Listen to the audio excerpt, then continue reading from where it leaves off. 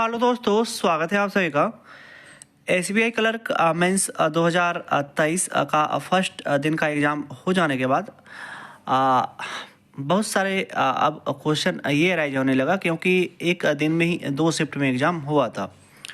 तो नॉर्मलाइजेशन क्या कैसे रहेगा, तो उसके बारे में बात करने वाले हैं और सभी कन्फ्यूजन लगभग क्लियर हो जाएगा। तो वीडियो में लास्ट तक बने रहिएगा और साथ ही साथ एक्सपेक्टेड कट ऑफ भी देख लेंगे। तो इस पर भी बात कर लेंगे। अब चलिए दोस्तों, वीडियो शुरू करते हैं, ज़्यादा समय नहीं लेते हैं और सबसे पहले इस बात पर बात करते हैं। और दोस्तों, एक दिन का एग्ज़ाम बचा हुआ है, तो ये चीज़ आप लोग को पता होगा।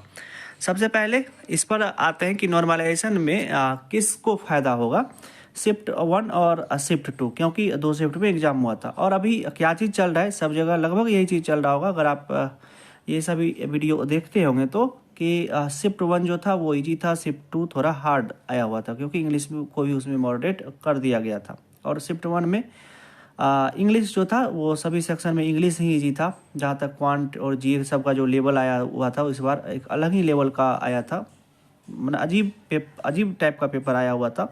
और इंग्लिश जो था वो करने वाला था शिफ्ट 1 में, और शिफ्ट 2 में सुन रहे कि उसमें भी उसको कुछ मतलब लेंदी बना दिया गया था। तो चलिए दोस्तों, बात कर लेते हैं नॉर्मलाइजेशन में किसको फ़ायदा होगा।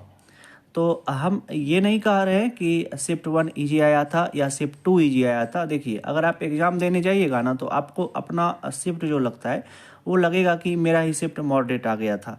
तो इसमें ओवरऑल किस तरह का बच्चे का किस तरह का अटैम्प्ट होता है, और जो नॉर्मलाइजेशन होता है तो वो सिर्फ यही होता है कि जो अगर मल्टीपल शिफ्ट में एग्ज़ाम हो रहा है तो डिफ़िकल्टी लेवल को 1 कर दिया जाता है, और उसी हिसाब से अगर कोई इजी शिफ्ट रहता है तो उसके नंबर को कुछ डिक्रीज कर दिया जाता है, और जो कुछ हार्ड शिफ्ट रहता है तो उसको क्या चीज़ होता है कि थोड़ा बोनस नंबर मिल जाता है। तो यही होता है नॉर्मलाइजेशन में। मतलब अगर मल्टीपल शिफ्ट में एग्ज़ाम हो रहा है तो सभी शिफ्ट के लेवल को सभी शिफ्ट में लेवल एग्ज़ाम के लेवल को इक्वल करके तब बच्चे का परसेंटेज देखा जाता है।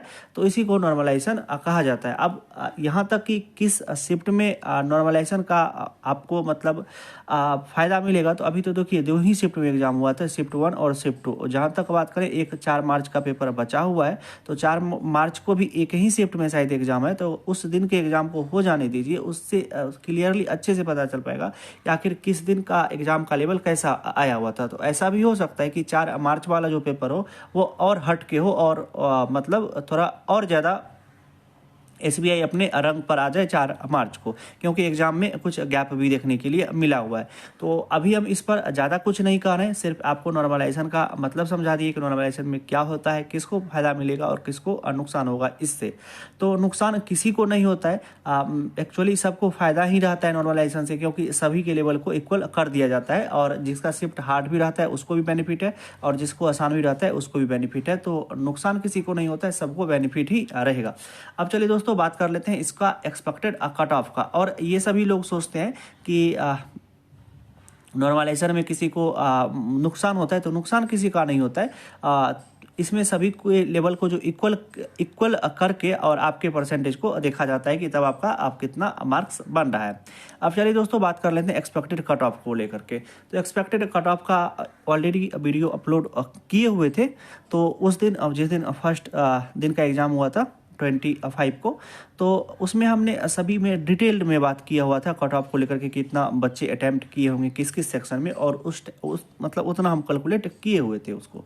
और अब मेरा जो फाइनली एक्सपेक्टेशन निकल के आ रहा है कट ऑफ को लेकर के, कि अगर आप आराम से 65 से 70 के बीच में अगर आपका स्कोर बन रहा है, अटैम्प्ट पर नहीं जा रहे हैं, अगर आपका स्कोर बन रहा है तो आप बिल्कुल सिलेक्शन के रेस में हैं। और ये हम सभी स्टेट के लिए नहीं कह रहे हैं, लेकिन जिस स्टेट में अगर अच्छी खासी वैकेंसी होगी तो इसका कट ऑफ और नीचे आने की संभावना है, क्योंकि इस बार का जो पेपर का लेवल था वो हम बोले ही हैं कि जो अजीब टाइप का पेपर था। मतलब उसको ना आप ज़्यादा ऐसा भी नहीं था कि क्वेश्चन करने वाला नहीं था, लेकिन बच्चे से अटेम्प्ट हो नहीं पाया। तो इस तरह का पेपर कुछ कहने में उसको, अब वही पेपर अगर आपको घर पर दे दिया जाए तो आप आराम से एग्ज़ाम से अच्छा कर ले जाइएगा।